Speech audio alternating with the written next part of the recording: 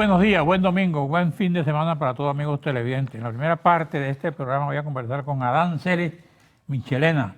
Él es presidente de Conindustria y vamos a tocar el tema de ese sector que está un poquito complicado en algunas regiones del país y eso ha contribuido a que desaparezcan algunas industrias y, bueno, ha aumentado un poco el desempleo. Estamos ya a 4 meses del fin de año. Yo le preguntara a usted como empresario, ¿cuál es el balance que habría que hacer para lo que ha transcurrido y qué perspectiva hay para lo que falta?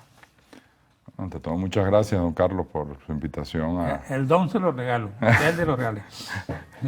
Por un respeto importante, pero bueno, Carlos, muchísimas gracias por la invitación a este excelente programa. Siempre es un honor estar contigo. El balance es muy malo, el balance es siempre, en la medida en que estemos bajo este esquema o bajo este sistema económico, el balance no va a ser bueno. Hemos perdido en los últimos 20 años, en los últimos 10 años hemos perdido más de 10.000 empresas que se han ido cerrando y por todos los problemas que han ido teniendo alrededor de este tipo de política más bien que ha sido restrictiva, de controles que no ha ido a llevar a la libertad económica, que el emprendimiento no es valorado, etc. El balance es muy malo y lo que viene al semestre no es la última encuesta de coyuntura que tenemos. Nos está indicando que un 53% de los empresarios están diciendo que de continuar esta política económica que se está desarrollando en este momento estarían cerrando sus empresas. De las 2.600 empresas que todavía subsisten hoy en día, estaríamos posiblemente perdiendo la mitad. Estaba oyendo a un discurso del presidente de la República en estos días y él hablaba de la invitación que él le hacía desde su tribuna a todos los empresarios del país y los llamaba a trabajar juntos. Ese mensaje, ¿cómo cae en el empresariado? Nosotros tenemos muchos. ¿Tiene eco? El tema, Carlos, es que hay que dar de verdad señales de que quieres tener de verdad un cambio y una reorientación. ¿Cuáles serían esas señales? Yo te diría por lo menos que hubiera una declaración diciendo nosotros no vamos a expropiar más empresas, nosotros no vamos a expoliar más empresas. Eso sería un mensaje para empezar a hablar.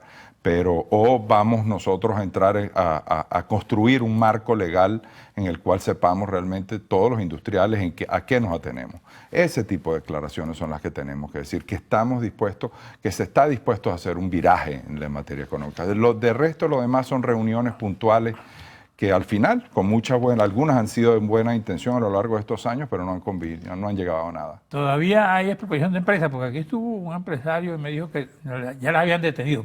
¿Ustedes tienen información de nuevas expropiaciones? Siempre hay los temas, siempre hay los temas.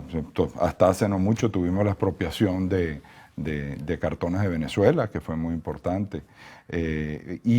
Y siguen las amenazas sobre una serie de empresas, ¿no? Y cuando una empresa está en una situación compleja, también entonces más bien hay muchos más ataques. Cuando expropian esas empresas... No, realmente el término no es expropiación, en muchos casos es expoliación, porque no le pagan al... Pues eso es lo que te iba a decir. No le pagan. No le pagan. No le pagan. No le dicen ni deme un plazo para pagarle ni nada de eso. No, simplemente la empresa pasa aquí al Estado. Son órdenes administrativas que se toman, por eso uso la palabra expoliación. La expoliación es cuando tú te haces de un bien al cual no le retribuyas a la otra persona. Y frente a eso, ¿cuál es el instrumento de defensa del empresario? No hay absolutamente ninguno. ¿No hay tribunales? Los tribunales, por supuesto, han hecho acciones, pero no ha habido ni una sola acción que en los tribunales terminen teniendo eco. Por eso es que muchas de estas empresas, especialmente las empresas multinacionales, acuden a los tribunales en el extranjero y estamos viendo que hoy en día muchas de esas expropiaciones que hasta se hicieron del sector petrolero, hoy en día están teniendo consecuencias. Porque todo este tipo de expoliaciones tienen consecuencias cuando tú demandas internacionalmente. ¿Cuáles son esas consecuencias? Vamos a un receso, me lo dices cuando venga. Okay.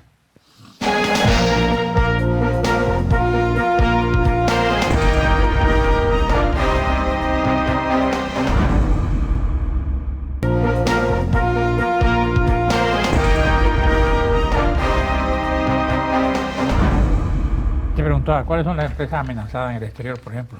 Bueno, estamos viéndolo, la consecuencia de haber tomado esas medidas y esas acciones contra algunas de las empresas mineras o petroleras. Estamos viendo cómo ahorita a través de tribunales internacionales están haciendo, esas demandas ya han tenido eco y estamos a punto están en riesgo muchas de las inversiones hasta el propio Estado afuera, el caso de Citgo y como muchos otros.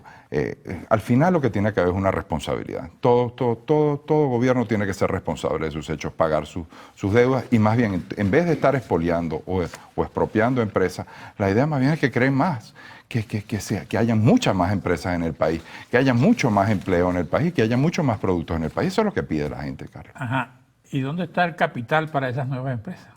Bueno, mira, ¿Está dispuesto el empresario nacional o internacional a invertir en Venezuela?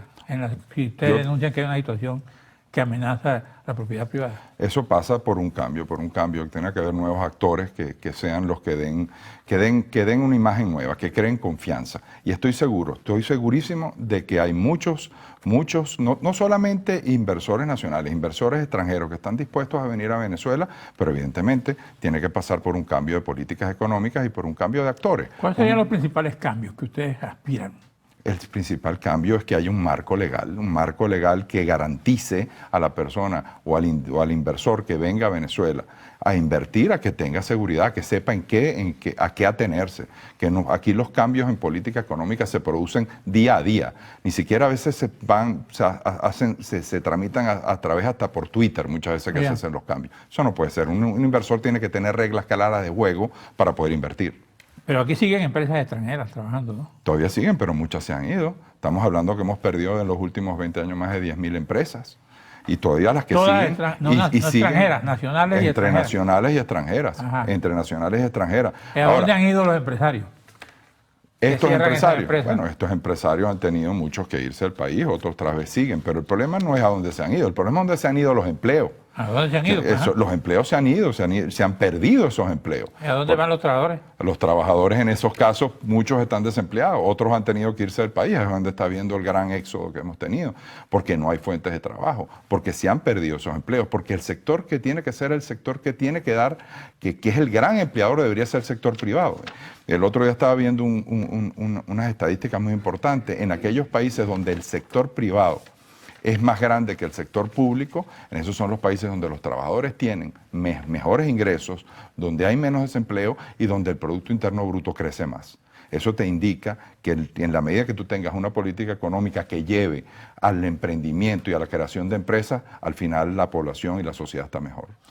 Aquella Valencia, aquel Carabobo de la zona industrial, todavía se mantiene de aquellas empresas que se crearon a raíz de la política de, creo que era Luis Núñez Pérez, de la zona industrial. De la zona industrial. ¿Eso existe todavía? La zona industrial está ahí, pero se han desaparecido muchísimas empresas y las que están, que es el drama, están trabajando, según nuestra última encuesta de coyuntura, en promedio en el país, al 18% de su capacidad. O sea que eso, yo me recuerdo que cuando nosotros estábamos allá en Carabobo y salía de la zona industrial a las 4 de la tarde, 5 de la tarde, te llevaba 2 horas. Hoy en día no hay ningún tipo de tráfico. Eso te indica, entre otras cosas, cómo está la situación de la zona industrial. ¿Y cómo se cubre la producción de esas empresas que o no trabajan o han desaparecido? ¿Qué hace el venezolano para adquirir sus bienes y servicios? Ahí es donde está haciendo el gran esfuerzo de los empresarios venezolanos a seguir hasta con empresas que están dando la mayoría pérdida.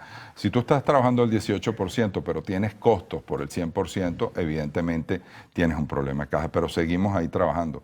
Y por eso es que tú empiezas a ver que en los mercados los productos nacionales empiezan a desaparecer y nos estamos llenando una serie de productos importados que muchas veces no cumplen con las normas, ni siquiera tienen los permisos sanitarios reglamentarios, ni siquiera entran pagando los aranceles que deben pagar.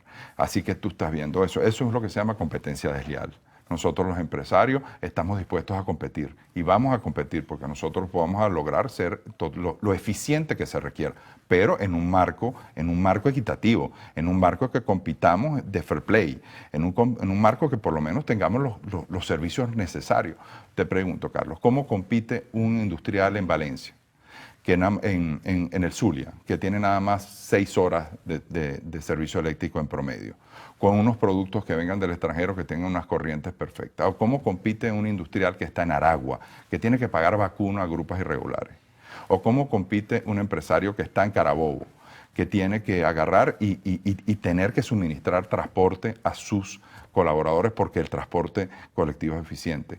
O cualquier empresario de Venezuela que tiene que traer sus productos a las zonas donde están los consumidores y no hay combustible. O los puertos que son ineficientes, porque hay una serie de costos irregulares en los puertos también, tanto a importadores como a exportadores. No, lo que se requiere es que cada quien tenga una responsabilidad. Nosotros como empresarios tratar de hacer nuestros productos lo más eficiente y de mayor calidad posible, pero también un Estado que te brinde las condiciones mínimas y necesarias para poder producir. ¿Cómo sobreviven entonces con ese panorama, no? Con mucho amor, con mucho En empeño Carabobo, que por seguimos. ejemplo. Seguimos nosotros. ¿Por En qué? Carabobo ¿Tú sabes por qué, no Carlos? lo asusta ni el carro de Drácula.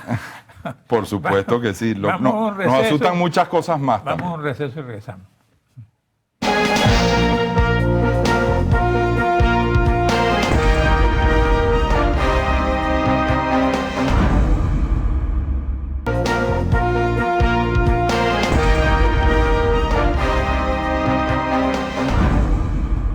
Bueno, Aranceli, estamos terminando el programa y te voy a dejar para que hables sobre temas como los impuestos, sobre temas como la situación de ustedes para el fin de año, qué propuestas tienen y lo que tú quieras decir.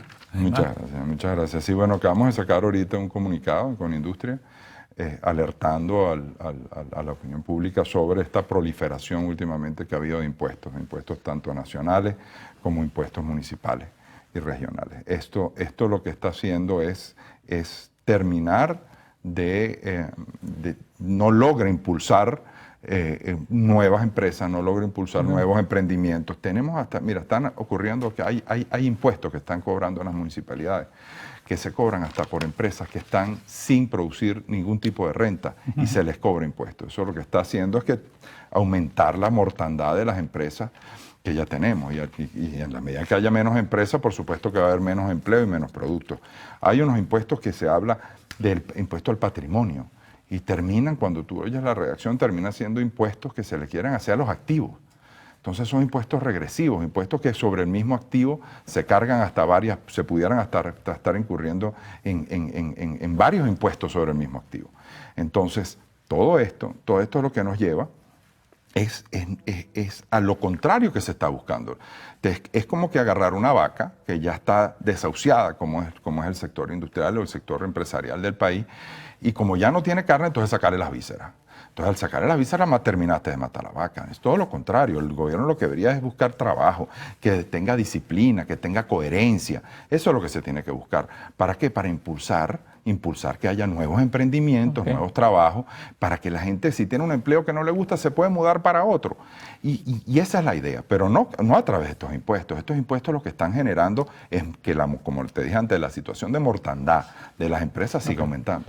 Cuando tú revisas la historia de Venezuela, yo a veces me dedico a leer las cosas económicas, uno se encuentra con antes de pronto se reunían los empresarios, que si Eugenio Mendoza con el presidente de la República, que si Fede Cámara, iban a Miraflores, le planteaban los problemas al gobierno. Eso no está ocurriendo en ese momento. Y lo acabas de decir tú, esa es la vía. Es más, hay unas sanciones de la OIT porque no se está ocurriendo eso.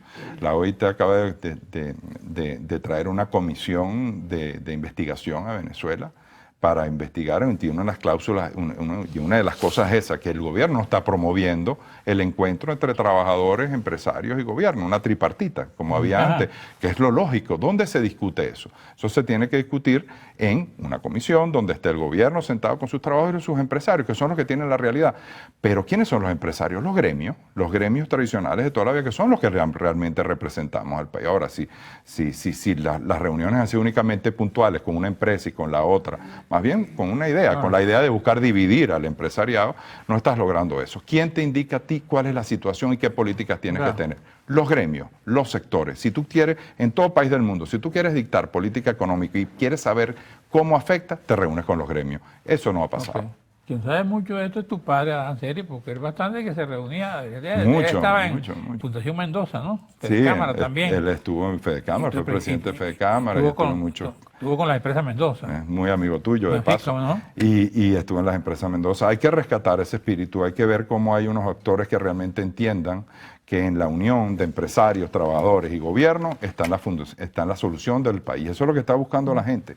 La gente nos está pidiendo a gritos que nos sentemos, que busquemos a ver cómo, pero con un espíritu de verdad de avanzar, no con medias tintas o no buscando, sino realmente buscar avanzar para buscar soluciones a lo que está esperando la gente, que son productos, que se aumente su aumento, que logran aumentar sus ingresos, que puedan acceder a sus medicinas y a medicinas hechas en Venezuela, por venezolanos, para venezolanos. Bueno, y el salario para los trabajadores, que tampoco Claro. es muy productivo, ¿no? Pero lo primero que ha hecho que el salario de los trabajadores baje es la hiperinflación. Eso es lo primero que tienes que ¿Y cómo atacar. hacer? Se tiene que atacar la hiperinflación ¿Cómo? racionalizando el gasto e incrementando los ingresos. Es la única vía. Tú racionalizas el gasto del Estado y aumentas los ingresos. ¿Y cómo aumentas los ¿Cómo? ingresos? Ajá. En la medida que haya más industrias, más empresas. ¿Y cómo logras todo eso? Con una palabra Pero eso no mágica. se logra de la noche a la mañana. Necesitas una palabra mágica. Pero no se logra. Confianza. No, ya. Pero tienes que empezar. Tienes que empezar por alguna parte. Ajá. Y tienes que empezar creando esa palabra confianza, que es de verdad buscando un marco legal moderno, de una economía moderna, donde puedan confluir inversionistas, tanto nacionales como extranjeros, buscando crear nuevas empresas, nuevas oportunidades de trabajo y nuevos productos para todos los venezolanos. Bueno, ¿qué otra cosa quieres decirnos para despedir el programa? Bueno, siempre tiene que haber un mensaje optimista. Nosotros los empresarios y los industriales, a pesar de todas las circunstancias que estamos pasando, seguimos apostando. Seguimos apostando a que próximamente haya un cambio. Hay un cambio de actores, un cambio de política económica, un cambio que nos lleve a una política moderna, donde se atraigan inversiones, donde podamos todos los empresarios, dentro de un marco legal y dentro de un marco de leyes que nos permita avanzar. Y nosotros apostamos a eso y le decimos a los venezolanos que estamos dispuestos a eso, que cuenten. Hoy en día los empresarios estamos de terceros, don Carlos, de terceros en generación de confianza, después de las empresas y después de los estudiantes. Y no vamos a defraudar a los venezolanos con eso. Ok. Aquí me llega un documento de Luis Torres Payot. Ese está denunciando en la Superintendencia de Seguro algo que le ocurrió a él con Zurich Seguro. Bueno, ese es un problema de empresarios que lo resuelven la compañía de seguros y ellos. Yo no me meto en eso. Yo tampoco. Gracias. Gracias a usted por la invitación. Saludos a tu padre, que lo admiro Ya mucho. se lo diré él. Un gran abrazo se lo manda. Vamos a un receso. Regresamos.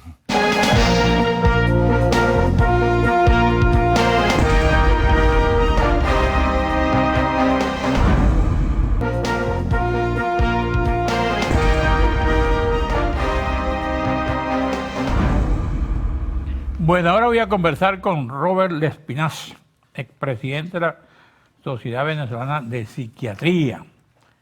Hablando de psiquiatría en este país, ¿cómo evalúa un médico como usted la situación de esa rama de la medicina? Bueno, en la rama Y las consultas que me dicen han aumentado por han los problemas. aumentado por la necesidad de atención que la mayoría de la gente tiene. Es decir, todos estamos en un estado de tensión, de angustia, de tristeza, de tensión permanente. Y esto ha hecho que la gente se desajuste. Y eso se siente también en los psiquiatras. También nos desajustamos. ¿Usted se siente desajustado? Bueno, procuro tratar de usar algunas herramientas para evitar que esa situación me lleve a lo que ha llevado a mis pacientes, ¿no? A estar en un estado de desesperación, de angustia, de no dormir, de no comer, de pensar negativamente, de sentirse tristes, a veces pues llorosos y abandonados, se entregan, y otros que están desesperados por buscar una salida. Y eso pasa en sus colegas también. Sí, muchos Hay colegas. mucha depresión entre los psiquiatras. Y entre los colegas de las otras especialidades también. Es que estamos viendo perennemente unas situaciones que nos están de alguna manera limitando enormemente en el resultado de lo que queremos, de mejorar al paciente. Porque le ponemos un tratamiento, pero no tiene con qué comprarlo. Es demasiado caro o no se consigue. La mayoría de los medicamentos han desaparecido. Casi todos han dejado de existir en Venezuela. Entonces, la alternativa que le queda al paciente es a veces conseguir lo poco que puede conseguir y estirarlo. Y por supuesto, a dosis insuficiente, un medicamento no hace efecto. Entonces, las depresiones se prolongan, el riesgo suicida se prolonga, los pacientes psicóticos lamentablemente no pueden controlar sus alucinaciones, sus delirios. Todo eso trae como consecuencia que haya violencia, que haya irritabilidad y haya suicidios. Pero las depresiones no tienen cura, doctor. La depresión es interesante. La depresión, dentro de los estudios que se han llevado a cabo, se ha logrado determinar que es una enfermedad biológica. Por eso. Es decir, está vinculada a una disminución de neurotransmisores a nivel cerebral. Una vez que se logra recuperar esos neurotransmisores, la persona supera su cuadro. ¿Y cómo lo recuperan? Con tratamiento que permita que el organismo produzca mayor cantidad. Y eso hace que los niveles vuelvan otra vez a su nivel, a su normalidad. Y las consultas a nivel de psiquiatras en todas las clínicas han aumentado y la gente va más preocupada por la economía o va preocupada por la inseguridad, va preocupada por qué, cuando usted conversa con ellos. El primer problema que plantean es la situación país, las condiciones de vida, la insuficiencia en su esfuerzo para poder capear las necesidades de la familia y, por supuesto, las limitaciones en la calidad de la movilización para ir al trabajo o la carencia de empleo o las situaciones de conflicto constante a nivel familiar por el hacinamiento en que están, por las condiciones de vida tan deplorables que los lleva a estar en tensión. Todo eso ha impactado sobre la familia, sobre la unidad familiar. La unidad familiar se ve afectada cuando, por supuesto, hay... Pues se han aumentado los divorcios, las separaciones, etcétera, etcétera. Es que hasta los divorcios han tenido problemas porque las personas que se divorcian no pueden buscar otro sitio donde vivir y a veces tienen que convivir a pesar de las condiciones de conflicto matrimonial. Ajá. También los hijos están ahorita limitados en la posibilidad de adquirir un apartamento o alquilarlo y poder separarse del núcleo familiar. Entonces la vida se ha estrechado mucho y ha obligado a que la familia extendida se mantenga en el núcleo familiar, en el núcleo paterno. Esto también crea problemas porque viene una persona adicional a formar parte del núcleo y eso trae pues diferencias y también, como diríamos, tratos distintos dentro de la relación. Y en el caso de los profesionales, también en el sector médico vinculado a hospitales, la gente ha migrado fuera del país. Sí, lamentablemente la mayoría de los médicos se han ido, es decir, hay un alto porcentaje. En el caso de las clínicas Caracas. Y sí, bastantes. Hay consultorios que están en venta, otros cerrados permanentemente. Hay muchos médicos que se han ido buscando alternativas en otros países y, por supuesto, excelentes profesionales que llevan, fíjense lo triste de esto, ¿no? Que el país gasta un dineral preparando unos profesionales que después van a retribuir a otros países la preparación y el esfuerzo que se ha logrado a través de las universidades venezolanas. Por ejemplo, de las clínicas Caracas, donde usted está, por ejemplo, ¿qué porcentaje cree usted que ha abandonado la actividad en Venezuela? Cónchale, específicamente un porcentaje no puedo tenerlo, pero un alto porcentaje. 20, 30%. Yo pienso que más de un 30% se ha ido del país. Más de un 30%. Incluso ahorita la pregunta es, ¿usted está en el país? Bueno, yo se le he preguntado, usted no ha pensado irse, ¿no? Mire, ¿con qué se sienta la cucaracha? Es difícil. Bueno, está bien, pero el otro problema es que el médico no puede trabajar fuera del país. Esa es la diferencia del médico con las otras profesiones. Pues un especialista en computación o en cualquier profesión administrativa, etcétera, tranquilamente puede encajar en otro país. El médico tiene que hacer forzosamente una reválida. Yo siempre he dicho aquí que yo me he encontrado con gente que cuando llego al aeropuerto de una ciudad exterior, hay siempre una camioneta y una persona que le ofrece a uno los servicios. Después que está allí, él le confiesa que es venezolano y que además es médico. Vamos a un receso, regresamos Sí, para hablar de eso. seguro.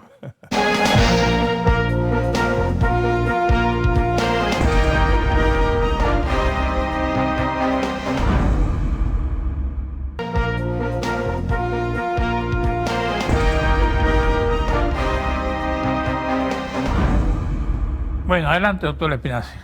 Bueno, lamentablemente por las dificultades que tienen los profesionales o tenemos los médicos para poder ejercer en otros países, tenemos que a veces hacer actividades muy distantes de lo que hemos aprendido. Y vemos muchos médicos manejando carros, manejando taxi, Uber. Uber ha sido una gran salvación. De servicio. Sí, eso ha sido la manera como empezar a sobrevivir, o limpiando baños, o atendiendo en un hotel a los que llegan allá a alojarse. Es decir, la situación ha sido dura y otras veces los que más han logrado algún éxito han sido como profesiones afines, como enfermeros o como personal adjunto a alguna actividad médica. Y los que han tenido mejores posibilidades son los que tuvieron la ocasión de formarse en otra universidad o hacer algunos estudios en esos países donde de alguna manera pueden ser auxiliares médicos. Otra cosa que se está dando aquí en Venezuela, el aumento de la delincuencia, sobre todo de hechos que antes no se veían. De pronto usted me dice, ¿sabes que robaron aquí la clínica tal?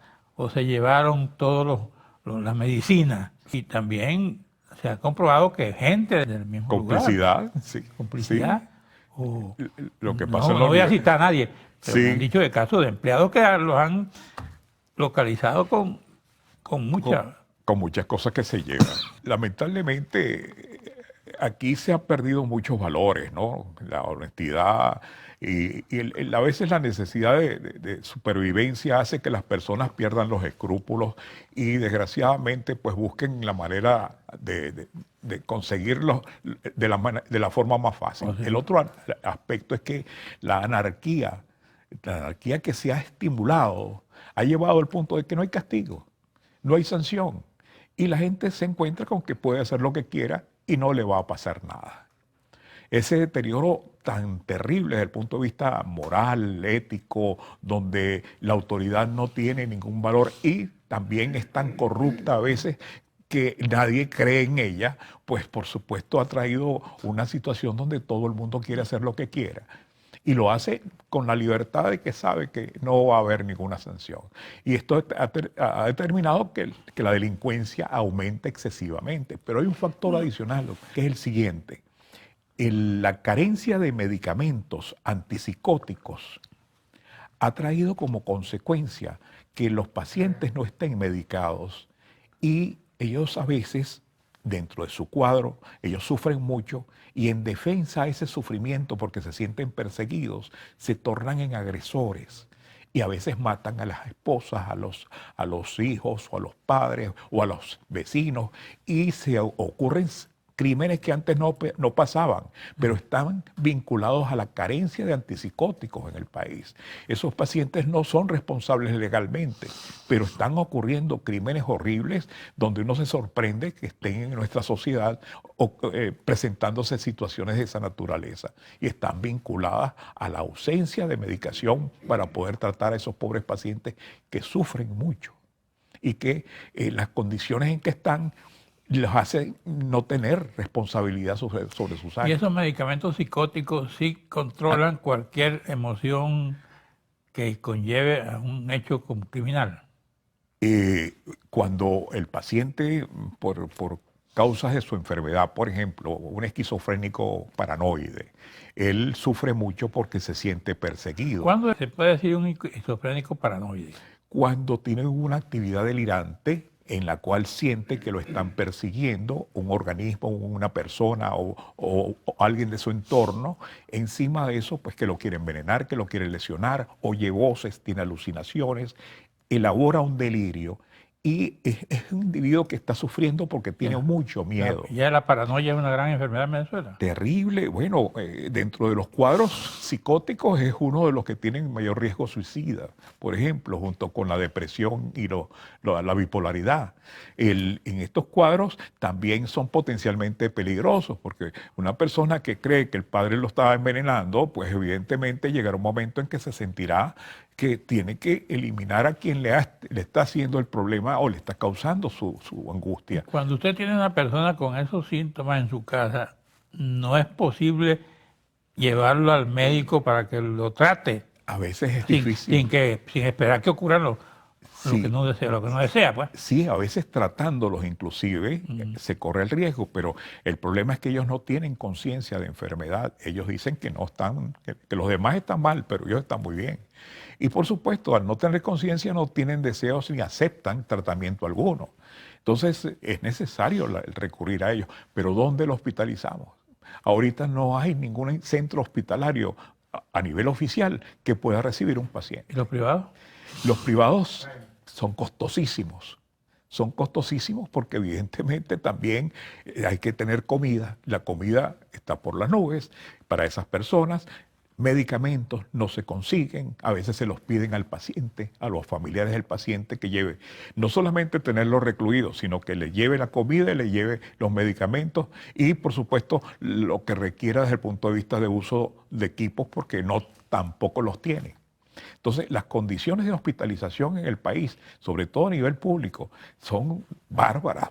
Los Y pacientes, a nivel privado ha derivado un aumento del costo de las consultas, por ejemplo, o de los tratamientos también. Bueno, es que muchas veces algunas clínicas tienen que recurrir a traerlos del exterior, los medicamentos, y ese costo pues se lo recargan a la persona que está hospitalizada. Hay muchas cosas que, bueno, algunas serán evidentemente excesivas, otras serán justas, pero esto ha traído una situación muy grave para el paciente mental, porque no puede recurrir a un hospital público. Al psiquiátrico es irse a morir. ¿Qué otro problema le preocupa a usted como en el ejercicio de la medicina en este momento? Me preocupa primero el deterioro en la salud del venezolano, las consecuencias que esto va a tener. El problema que tenemos ahorita por carencia de alimentos, carencia de condiciones mínimas de vida, carencia de recursos para poder dar una buena educación, una buena preparación, todas esas cosas, está creando un venezolano de esta generación que va a ser más pequeño y con menor peso. Eso me contaba, que los niños que nacen ahora, en algunos casos, Sí, nacen enfermos. esa es una parte, pero la otra parte es que no hay con qué alimentarlos porque lamentablemente no se consiguen los recursos suficientes para darle el crecimiento adecuado. Y eso trae como consecuencia no solamente el problema físico, el problema intelectual. Claro. Son niños que tienen deficiencia intelectual. Que no, Dios quiera que no sean todos, por supuesto, pero... Ese es el niño, ¿y los ancianos cómo viven? Los ancianos están mal, porque tristemente la soledad es terrible para ellos, los está haciendo mucho daño. El otro elemento es que a medida que vivimos más, aumentan las enfermedades degenerativas y entre ellas están los problemas de demencia. ¿Y eso no tiene cura? La demencia es progresiva, no tiene cura.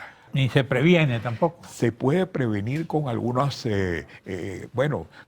tratamientos, etcétera, y a veces con algunos estímulos cerebrales. Pero evidentemente es un problema que está aumentando en nuestra sociedad, porque estamos viviendo más.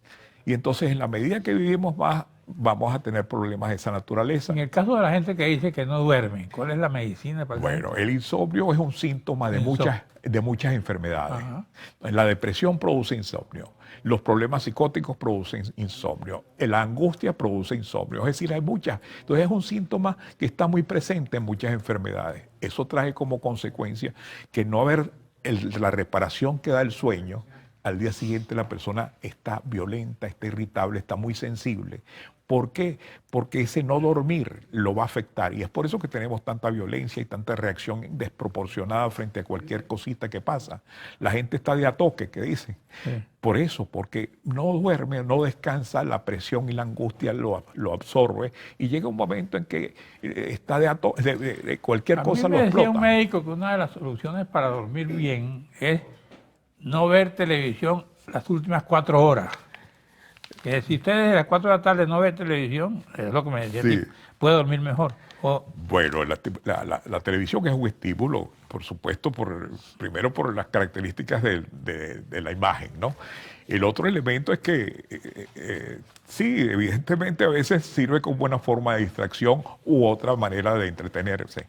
Pero yo siento que cuando se está angustiado y cuando se está deprimido y cuando se está psicótico y cuando hay una serie de factores vivenciales, hay que buscar la manera de ayudar a esa persona a dormir. Eso es un elemento que es fundamental en el proceso de mejoría. Aquí leo en el ABC de España, dice el psiquiátrico de Caracas aterra Sí. y habla del manicomio, como popularmente se le conoce, una institución de 117 años de historia que hasta hace poco servía como centro para especialización de los médicos. Ahora se encuentra en total abandono. En el país existen docenas de psiquiatras. ¿Eso qué es? Es triste ver cómo son depósitos de gente que va a morir, que va prácticamente a morir. Unos abandonados de su familia, porque la gente, hay que comprenderlo también, tener una persona con demencia, con alteraciones conductuales, metiéndose con los vecinos, que todo el mundo rechaza, lo quieren meter en un sitio donde donde lo cuiden y lo tengan. Y en Pero Venezuela y en Caracas hay sitios especializados para sí, acudir con un paciente demencial. sí teníamos, pero ahora Ahora no no. hay. Incluso el único que por lo menos está funcionando a media máquina es el del Seguro Social que estaba en Cebucán y ahora es en Los Chorros. Ah, ya. Ese es el único sitio y están muy limitados porque ellos no tienen tampoco recursos. Entonces, en los hospitales, el psiquiátrico de Caracas, el Peñón, se cerraron. En el Peñón se cerraron las actividades y el posgrado. En el psiquiátrico, las camas que eran más o menos programadas, que eran 200, se han reducido a unas 20, 30 camas. Y las condiciones no tienen comida, el personal se ha ido también porque un sueldo insuficiente no les permite tener calidad de vida y la gente ha huido del país. Entonces, hay poco personal, los pacientes no tienen recursos, no tienen agua, no tienen aseo, no tienen alimentos, no tienen lo indispensable, entonces están prácticamente, ni siquiera medicación hay. Entonces a veces se convierten en peligrosos para sus propios compañeros. Las pastillas para dormir son útiles. Bueno, sí, depende del uso, ¿no? Por supuesto, si a veces ayudar a dormir a la persona y recuperar un poco el sueño va a permitir posteriormente que ella logre sentirse mejor y pueda ir bajando en la ingesta y suprimirla. Pero las pastillas no resuelven problemas. Las pastillas se usan para ayudar al paciente a mejorar temporalmente. Tomar las pastillas con mucha frecuencia A veces. crea un hábito. Crea hábito y también Sí. a veces destruye la arquitectura del sueño, ¿no? Algunos medicamentos y el sueño, el cerebro nuestro está trabajando es como la pila del celular que uno pone a cargar para que al día siguiente funcione. Pues el cerebro del sueño es fundamental para su posterior funcionamiento al día siguiente. Entonces, si no hay un sueño reparador, si no hay un sueño adecuado, normal, pues la persona no está en condiciones de rendir y producir una buena actividad. Incluso uno de los graves problemas que tenemos ahorita es que el estado de angustia hace que la gente sea improductiva laboralmente. Esto también se refleja en la calidad del trabajo que hace la gente. Si usted como médico le llega un paciente y le dice que no puedo dormir, ¿qué le dice usted? Duerma. Bueno, hay que evaluar por qué. ¿Ah? Si hay una razón depresiva, porque hay tipos distintos de insomnio de acuerdo con la enfermedad. Por ejemplo, la persona angustiada, no es que sea matemático esto, pero el angustiado cuando se acuesta le cuesta agarrar el sueño, porque empieza a darle vuelta a la cabeza, a pensar en las cosas que lo angustian y le cuesta agarrar el sueño. En el deprimido pasa otra cosa, que es que él se acuesta, se duerme, Ok. pero a la 1, a las 2 se despierta y no puede volverse a dormir.